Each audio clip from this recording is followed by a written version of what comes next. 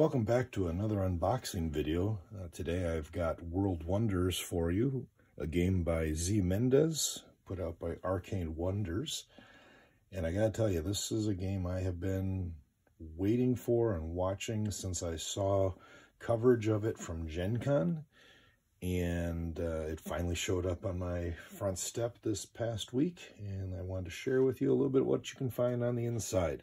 First off, I have to admit, it's not an abnormally large box, but I was expecting one a little bit smaller because, of course, they talk about it being a smaller tile placement game, I guess.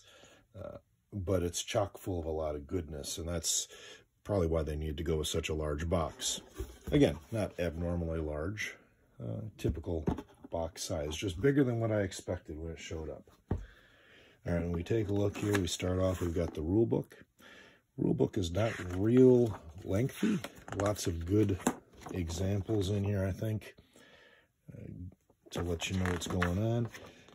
It also has a solo mode with a deck of cards that you can use. And as a history teacher, I appreciate the fact that they took the time to actually explain the different wonders that are going to come into play. It takes almost two full pages to go through it, and I haven't read through them all yet, but I'm curious to see, obviously historical accuracy is important, but I'm curious to see what else they have to say about the different wonders. Right away, then, you get right into the cardboard, and there are 5 different punch-outs. Pretty much the same shapes, different colors, but same shapes on each punch-out. And so this is the front side, and then when you're playing, you're going to have all of them face down, and this tells you how much they will cost. And you'll have to shuffle those decks together and put them out onto the table. So these are your roads. I don't think it matters. There's a few that have bridges on them. I believe those are bridges, but I don't think it matters otherwise if they're face up or face down. But all 5 of these look primarily the same way. As we dig a little bit deeper, then we've got the player board, and one side, let's see, here we go. One side is the same for all players. I got it upside down. This is your starting side here. So you have a lake in the middle. The other side will be slightly different, with a different placement of a river that you're going to have to work around. So it's up to you if you want to play it the same side or different sides. The thickness of the cardboard is decent. I'm hopeful that there won't be any major warping with this board, because obviously with a tile placement game, any sort of warping is going to really mess up your grid lines here. Now the box itself has some built-in storage, so this is actually a little bit higher than this one, so these will sit in here quite nicely, won't slide around. And then they did the same here. This one's slightly lower, and these pieces sit in there pretty well. Sorry for the camera shake there. Got a little aggressive with it. Here are your player boards for tracking your gold and your different resources. It's got some iconography over here to remind you of what you can and can't do, I believe. There's a side A and a side B, and the biggest difference I could tell is right here with the population track. Everything else, I think, from what I did with my first look through, is pretty much the same. Then we've got this board here is where you're going to be using and placing out the tiles and the roads, first player marker, sorry, not roads, first player marker, second player marker, and then turn order, which can change throughout the game. On the punch boards, they actually did have another card that you could put on either side to expand the player count.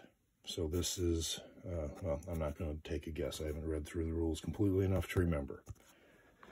When we get down here, we've got the cards, and again, you'll notice they've got a little place right there for the cards. And it's not going to cooperate on camera, so I'm not going to open up the cards. But in here, you're going to have the solo deck and also your wonders, which will show you how they have to be placed. And then these are some objective cards, as far as I understand it, too, that you can add to the game for a little bit more complexity. Now, the thing that really has people, or got my attention at least, and I think a lot of people's attention, is the actual wonders. These are so well done. Wooden pieces. So here we have Chichen Itza. I don't know if I pronounced that exactly right, but good solid wood piece. We've got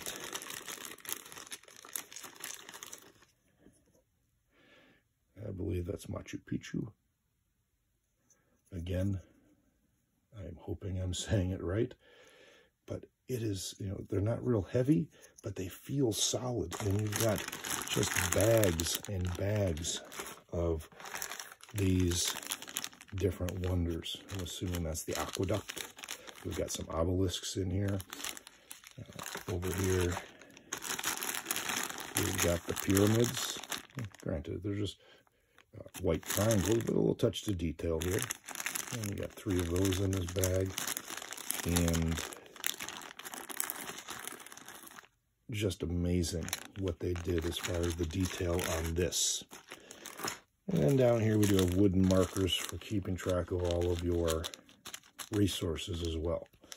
So this is the selling point, and this is what's going to drive the price up of the game a little bit. I will say it wasn't expensive, but it was a little higher than I expected as well. But I can see why.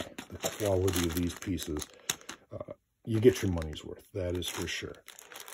I have a little concern with the box, and once I get things organized, we'll see if that concern is justified. Even though there are these built-in storage, I do think storing all of the cardboard tiles, and because you got to shuffle them and things like that, that's going to be a little bit problematic in here. You know, they do give you some extra bags if you like bags. I'm not a big bag fan, but if I have to use them, I guess I will. These pieces, you know, you've got some like the pyramids all go together, the obelisks all go together. And I think that's going to be kind of a mixture of things in this box. I'm not sure if this is going to be one that might require some sort of 3D printed organizer instead, just to make things a little bit easier. I've started to see some showing up on Etsy and other places. But otherwise, I'm really happy with what I'm seeing with this game. I'm really happy that it's here. I've been waiting a long time for it, and I'm looking forward to getting this on the table. If you like these videos, make sure you subscribe, and feel free to leave some comments down below, especially if you've come up with some good ideas of how to store all the wonders. And just keep gaming. Keep having fun with your friends. Thanks for watching.